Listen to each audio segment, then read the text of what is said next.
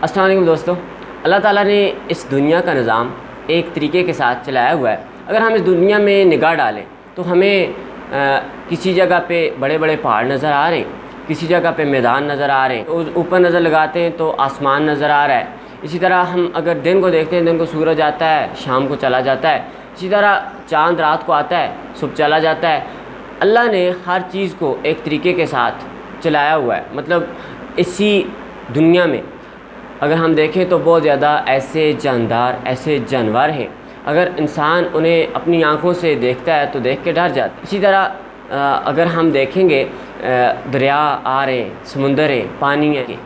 जैसे अगर हम सितारों को देखते हैं, अगर एक सितारा किसी दूसरे सितारे के साथ टकराए तो कितना बड़ा लॉस हो सकता है। इसी तरह कोई भी चीज़ अगर अपनी लिमिट क्रॉस करती है तो उसका बहुत ज़्यादा लॉस होता है। तो मैं आप लोगों को यहाँ पे ये बताना चाहता हूँ, कुदरती निज़ाम अल्लाह अपना दिखा कर हमें ये कहता है कि मेरे बंदे, अगर तू अपनी लिमिट को क्रॉस करेगा तो इसका बहुत ज़्यादा माशरे को नुकसान होगा, इससे माशरे का अमन व अमान तबाह होगा। जैसे मैं आपको ये बताऊं कि अगर एक सितारा दूसरे से टकराता है तो उसका कितना लॉस होता है। इसी तरह अगर एक पहाड़ी दूसरी पहाड़ी से टकरा जाए, दरमियान की जो बस्ती है वो तबाह व बर्बाद हो जाएगी। लेकिन अल्लाह ताला ने हर चीज़ को अपने निज़ाम से चलाया हुआ है। तो वो हमें ये पैगाम देना चाह रहा है कि मेरे बंदो, तुम भी जैसे मैं अपने निज़ाम को चला रहा हूँ, तुम भी अपने निज़ाम को चलाओ। कभी भी अपनी हदूद को क्रॉस न करो, क्योंकि जब तुम अपनी हद से आगे बढ़ोगे तो इसका क्या होगा कि माशरे को नुकसान होगा। तुम शायद फ़ायदा हासिल करोगे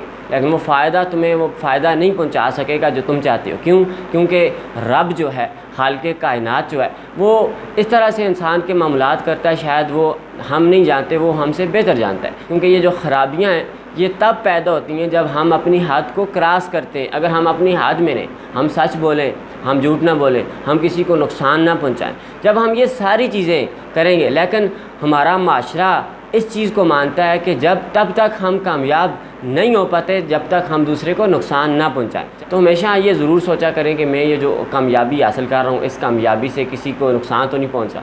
अल्लाह ताला आप सब के लिए आसानियाँ पैदा करे। बहुत बहुत शुक्रिया।